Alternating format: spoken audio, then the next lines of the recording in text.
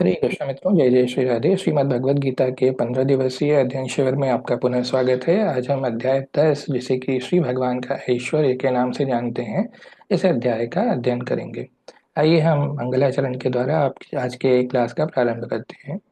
ओम अज्ञानतिमिरन्धस्य ज्ञानाञ्जनशलाकया चक्षुरुन्मिलितं येन तस्मै श्रीगुरवे नमः। श्रीचैतन्यमनोभीष्टं स्थापितं येन भूतले स्वयं रूपः कदा मह्यं ददाति स्वपदान्तिकम्। श्री कृष्ण चैतन्य प्रभु नित्यानंद श्री अद्वैत गदाधर श्रीवासदि गौड़ भक्तवृंद। हरे कृष्णा कृष्ण कृष्णा हरे हरे, हरे राम राम राम हरे हरे। श्रीमद् भगवद गीता की जय। अध्याय 10, जिसे कि श्री भगवान का ऐश्वर्य के नाम से भी जाना जाता है, जिसमें कि श्री भगवान श्री कृष्ण के बल, सौंदर्य, ऐश्वर्य, उत्कृष्ट प्रदर्शित करने वाली समस्त अद्भुत घटनाएं, चाहे वे इस लोक में हों या आध्यात्मिक जगत में, कृष्ण की दैवी शक्तियों एवं ऐश्वर्य की आंशिक अभिव्यक्तियां हैं। समस्त कारणों के कारण स्वरूप तथा सर्वस्वरूप कृष्ण समस्त जीवों के परम पूजनीय हैं।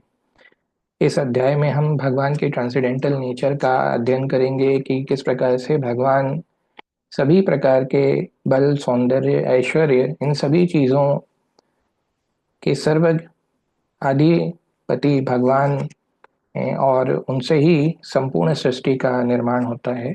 आइए इसके प्रमुख श्लोकों का हम अध्ययन करते हैं। अध्याय 10 के 8वें श्लोक में चलते हैं। अहम सर्वस्य प्रभवो मत्तः सर्वं प्रवर्तते इति मत्वा भजन्ते मां बुधा भाव समन्विताः। यहाँ भगवान कह रहे हैं कि मैं समस्त आध्यात्मिक तथा भौतिक जगतों का कारण हूँ।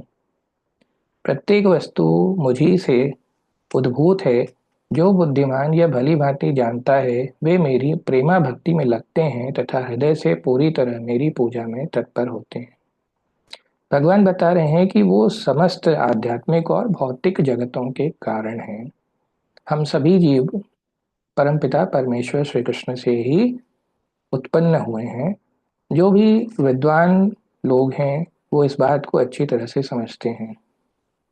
इस प्रकार से विद्वान ने वेदों का ठीक से अगर अध्ययन किया होता है, तो वो समझता है कि भगवान ही सभी आध्यात्मिक तथा भौतिक प्रकट हुए चीजों के मूल कारण हैं।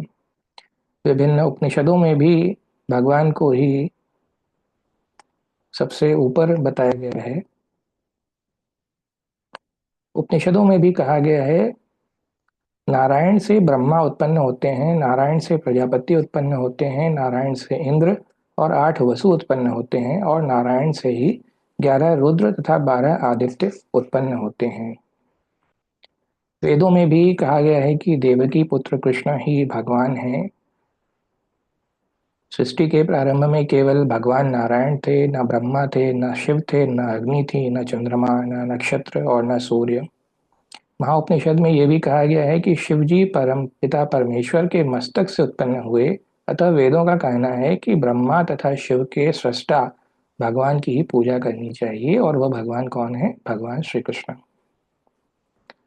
भगवान कृष्ण समस्त उत्पत्तियों के स्रोत हैं और वे सर्व कारण कहलाते हैं। वे स्वयं कहते हैं कि चूंकि सारी वस्तुएं मुझसे ही उत्पन्न हैं, अतः मैं सबों का मूल कारण हूँ।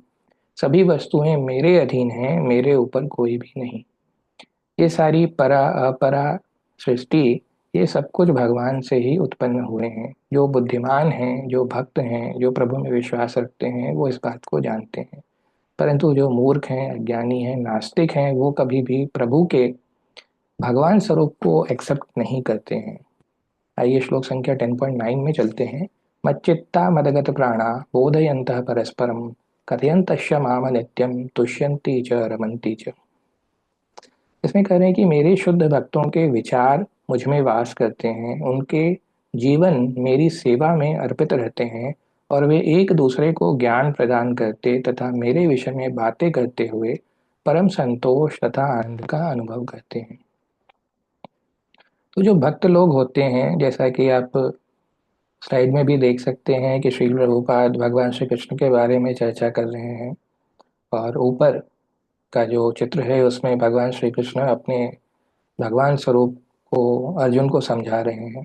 तो जो भी भक्त होते हैं वो भौतिक चीज़ों के अवसाद में, दुनियादारी की चीज़ों में अपना टाइम वेस्ट नहीं करते हैं। वो केवल भगवान के बारे में ही चिंतन, श्रवण, अध्ययन करते हैं और इसी के द्वारा वो भगवत प्राप्ति करते हैं। यहाँ पे जिन शुद्ध भक्तों के लक्षणों का उल्लेख हुआ है इस श्लोक में, वे निरंतर भगवान की दिव्य प्रेमा भक्ति में रमे रहते हैं। उनके मन कृष्ण के चरण कमलों से हटते नहीं, वे दिव्य विषयों की ही चर्चा चलाते हैं। इस श्लोक में शुद्ध भक्तों के लक्षणों का विशेष रूप से उल्लेख हुआ है।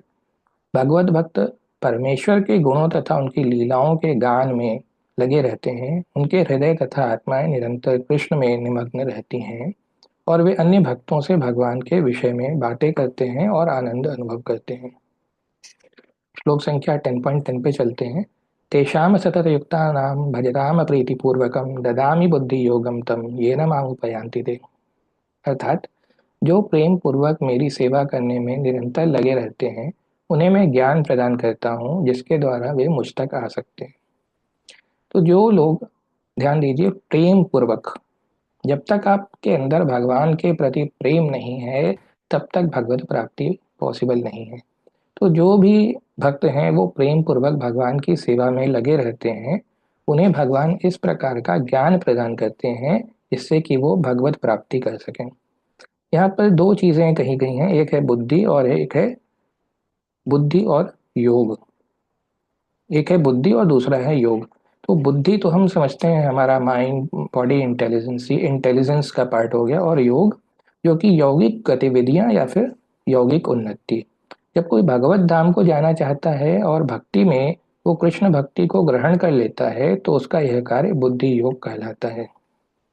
दूसरे शब्दों में बुद्धि योग वह विधि है जिससे कि मनुष्य भव बंधन से छूटना चाहता है। उन्नति करने का चरम लक्ष्य कृष्ण प्राप्ति है।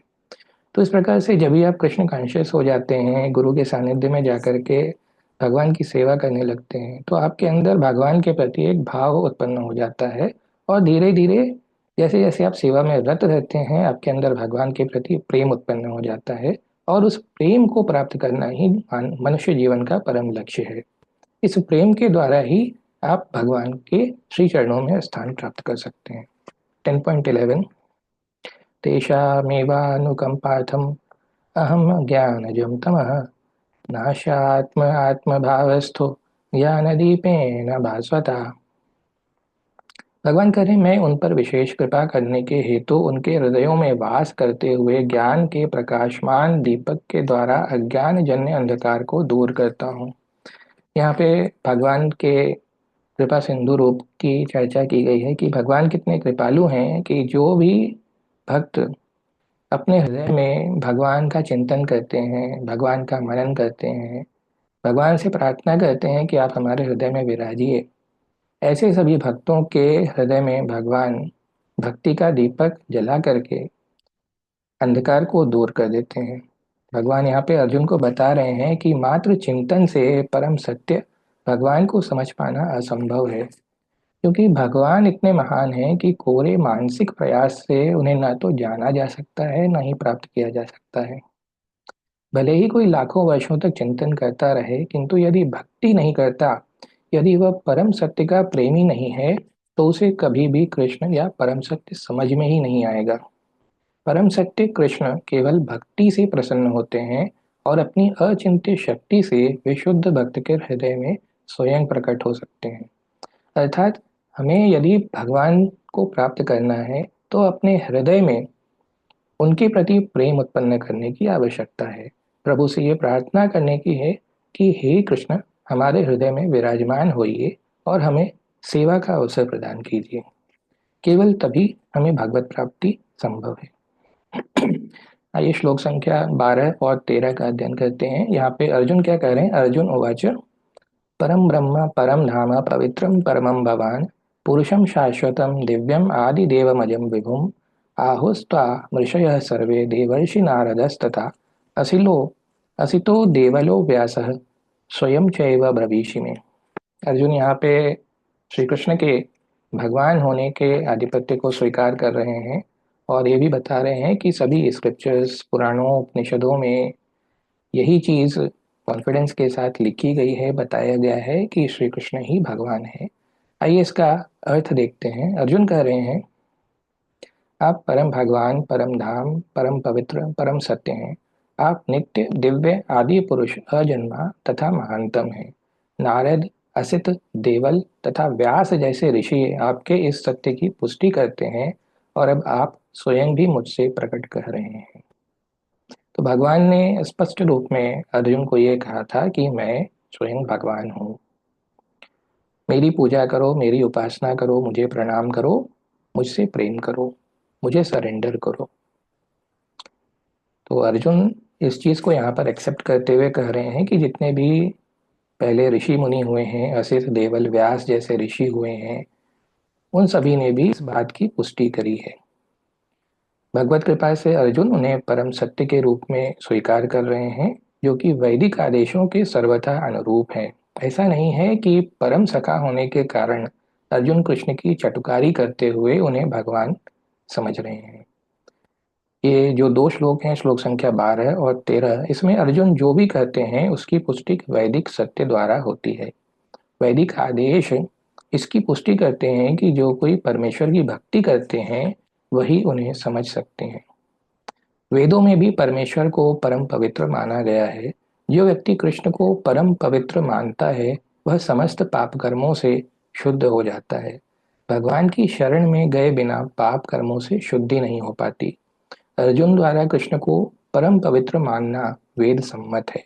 इसकी पुष्टि, जैसा कि हमने देखा, सभी ऋषियों ने, असित, देवल, व्यास जैसे इन सभी ऋषियों ने इसकी पुष्टि की है कि श्री कृष्ण ही भगवान है। आइए चलते हैं श्लोक संख्या 10.41 में। यद्वदीभूतिं सत्त्वं श्रीमद्ज्योतिमेव वा तत्तदेवावगच्छं त्वं मम तेजोश संभवम। भगवान श्री कृष्ण कह रहे हैं कि तुम जान लो कि सारा ऐश्वर्य, सौंदर्य तथा तेजस्वी सृष्टियां मेरे तेज के एक स्फुलिंग मात्र से उद्भूत हैं।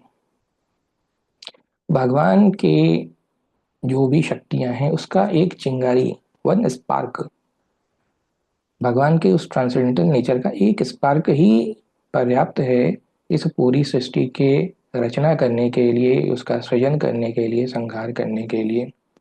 भगवान कह रहे हैं कि किसी भी तेजस्वी या सुंदर सृष्टि को, चाहे वह आध्यात्म जगत में हो या फिर इस भौतिक जगत में, कृष्ण की विभूति का अंश रूप ही मानना चाहिए। इस पूरी सृष्टि की रचना महाविष्णु से हुई है और उसके एक स्पार्क, उसकी एक छोटे अंश, स्फुलिंग मात्र के रूप में ही इस पृथ्वी, इस जगत की तुलना की गई है। किसी भी अलौकिक तेज युक्त वस्तु को कृष्ण की विभूति समझना चाहिए। तो हम सभी भगवान के अंश हैं, उनकी एक स्पार्क, एक स्फुलिंग के रूप में हैं, उनके एक अंश मात्र हैं। परंतु भगवान तो भगवान ही हैं और उनके द्वारा ही इस पूरी सृष्टि की रचना की गई है। तो इस प्रकार इस अध्याय में भगवान के ऐश्वर्य का गुणगान किया गया है कि श्री कृष्ण ही भगवान हैं और हमें भगवान की ही सत्ता को स्वीकार करके भगवान की पूजा उपासना करनी चाहिए। उनके मुख से निकली हुई इस अमृत तुल्य श्रीमद् भगवद गीता का अध्ययन करना चाहिए, जिससे कि हमारे सारे पाप नष्ट हो सकें और हम भगवत प्राप्ति करके वैकुंठ, गोलोक, वृंदावन धाम जा सकें। इस प्रकार हमारा अध्याय 10 यहाँ पे समाप्त हुआ। बहुत